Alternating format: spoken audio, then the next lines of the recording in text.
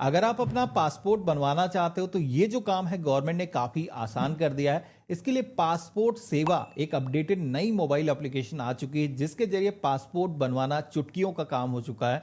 अभी अप्लाई अगर आप करना चाहते हो खुद से ही पेपरलेस प्रोसेस से, तो इसके लिए पासपोर्ट सेवा एप्लीकेशन के अंदर आना है। तो फीस वाले ऑप्शन पे क्लिक करके यहां पर आप कैलकुलेट कर सकते हो। जैसे कि नॉर्मल पासपोर्ट हम बना रहे हैं और 36 पेज का चाहिए और तत्काल प्रोसेस से नहीं बना रहे, तो यहां पर आप देखोगे कि 1500 रुपीज केवल फीस पेमेंट करनी होगी। तत्काल अगर आप बनाओगे तो इसकी जो फीस है 2000 रुपए बढ़ जाती है, 3500 पेमेंट करना होगा। पर अप्लाई करने का ऑप्शन मिल जाता है जिसपे हम क्लिक करेंगे, लॉगिन आईडी मांगा जाएगा, तो हमारे पास में है नहीं तो साइन अप का ऑप्शन मिलेगा, इस पे हम क्लिक करेंगे। जैसे कि मैं उत्तर प्रदेश से हूं, लखनऊ से हूं, तो यहां पर हम लखनऊ का ऑप्शन सेलेक्ट करेंगे और देन अपना जो नेम यहाँ पर आपको दर्ज करना है, अपनी ईमेल आईडी दर्ज करना है। ईमेल आईडी को लॉगिन आईडी बनाना चाहते हैं, इसके ऑप्शन पे क्लिक करेंगे। रजिस्टर के ऑप्शन पे क्लिक करेंगे। आपकी ईमेल को वेरीफाई करने के लिए इनबॉक्स में एक ओटीपी आएगा, यहाँ पर आपको दर्ज करना है। देन आपका जो अकाउंट क्रिएट हो चुका है, लॉगिन के ऑप्शन पे क्लिक करके अब यहाँ पर हम लॉगिन कर लेंगे।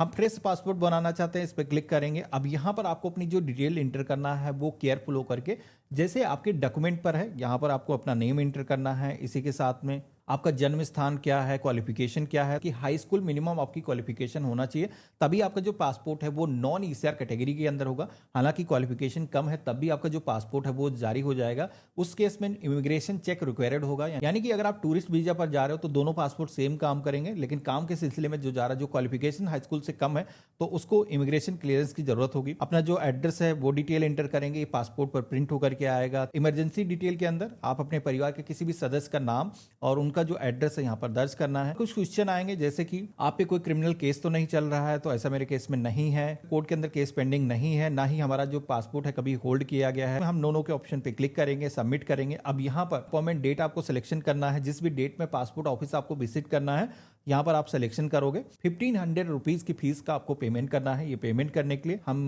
नेट बैंकिंग, यूपीआई या फिर डेबिट कार्ड, क्रेडिट कार्ड के जरिए पेमेंट कर सकते हैं। देन आपने जो पासपोर्ट ऑफिस सिलेक्शन किया है, जैसे कि आज की डेट में पोस्ट ऑफिस के अंदर भी पासपोर्ट का जो वेरिफिकेशन है वो हो जाता है, तो यहाँ पर पीओपीएस के करके लिस्ट आएगी, यहाँ पर आप जा सकते हो। या फिर गवर्नमेंट के खुद के जो पासपोर्ट सेवा केंद्र हैं, यहाँ पर इनका सिलेक्शन कर सकते हो। इनका जो एड्रेस है गूगल मैप पर मिल जाएगा। अब यहाँ पर ध्यान रखना कि जब भी आप विजिट करो तो ओरिजिनल डॉक्यूमेंट आपको साथ में लेकर के जाने हैं पासपोर्ट ऑफिस को। बेसिकली 3 तरीके के डॉक्यूमेंट चाहिए होते हैं, एजुकेशन, क्वालिफिकेशन। अगर आपके केस में पासपोर्ट नॉन ईसीआर कैटेगरी का नहीं है तो ये जरूरत नहीं होगी।